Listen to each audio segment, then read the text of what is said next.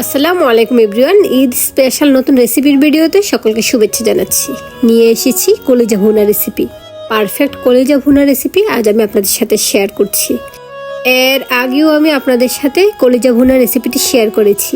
সেই রেসিপিটিতে আমি কলিজাটি সিদ্ধ করে তারপর রান্না করেছিলাম। তবে আজ আমি সিদ্ধ করা ছাড়াই কিভাবে রান্না করছি সেটি শেয়ার করে দিচ্ছি। এখানে আমি 1 কেজি পরিমাণ কলিজা নিয়েছি।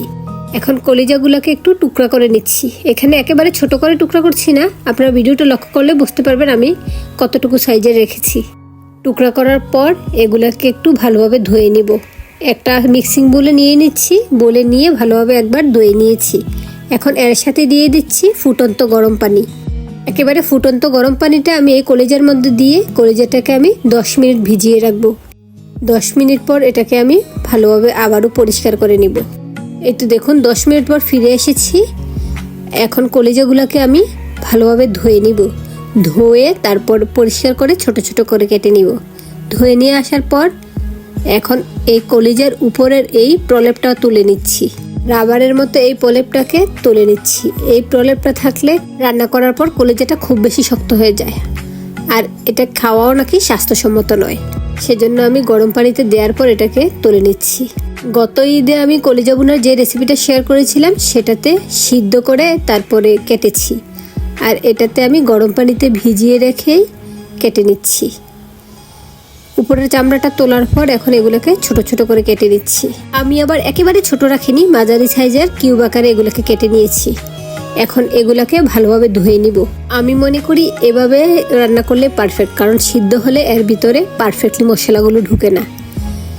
এখন আমি চুলায় চলে আসছি রান্না করার জন্য। চুলায় একটি প্যানের মধ্যে তেল দিয়েছি পরিমাণ মতো। এর মধ্যে তেজপাতা এবং দারুচিনি, এলাচ, লবঙ্গ, গোলমরিচ এবং একটি কালো বড় এলাচ দিয়েছি। অর্থাৎ প্রয়োজন মতো গরম মশলা দিয়ে তেলের মধ্যে একটু ভেজে নিচ্ছি। ভাজার পর এখানে আমি প্রায় 1 কাপ পরিমাণ পেঁয়াজ কুচি দিয়েছি। কলিজাটা আমি একেবারে ভুনা ভুনা করব, সেজন্য পেঁয়াজটা এখানে ভালোভাবে ভেজে নিচ্ছি। পেঁয়াজটা কিছুটা নরম হয়ে আসার পর এখানে আমি 1 টেবিল চামচ পরিমাণ দিয়েছি আদা বাটা। এখন দিয়ে দিচ্ছি 1 টেবিল চামচ পরিমাণ রসুন বাটা। আদা এবং রসুনটাকে তেলের মধ্যে একটু ভেজে নিচ্ছি, এর মধ্যে কাঁচা গন্ধটা চলে যাওয়ার জন্য। এখন দিয়ে দিয়েছি 1.5 টেবিল চামচ পরিমাণ পেঁয়াজ বাটা। এখন দিয়ে দিচ্ছি স্বাদ মতো লবণ, অর্থাৎ এখানে আমি 1 চা চামচ পরিমাণ লবণ দিয়েছি। 1 চা চামচ পরিমাণ দিয়েছি হলুদ গুঁড়া। হলুদ গুঁড়া এবং লবণ দিয়ে একটু নেড়ে দিয়েছি। এখন দিয়ে দিচ্ছি 1 চা চামচ জিরা গুঁড়া এবং দিয়ে দিচ্ছি 1 চা চামচ ধনিয়া গুঁড়া।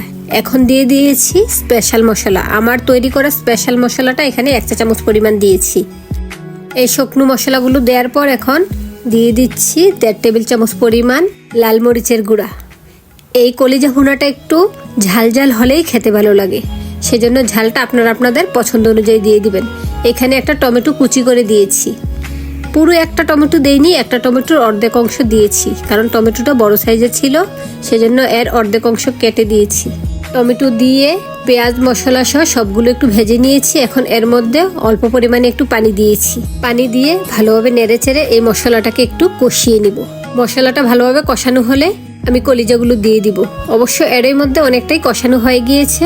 দেখুন তেলটা মশলা থেকে আলাদা হয়ে গিয়েছে, অর্থাৎ এটা পারফেক্টলি কষানো হয়েছে। এখন এর মধ্যে কেটে ধুয়ে রাখা কলিজাগুলো দিয়ে দিয়েছি। কলিজাগুলো দিয়ে ভালোভাবে মশলার সাথে মিশিয়ে নিচ্ছি।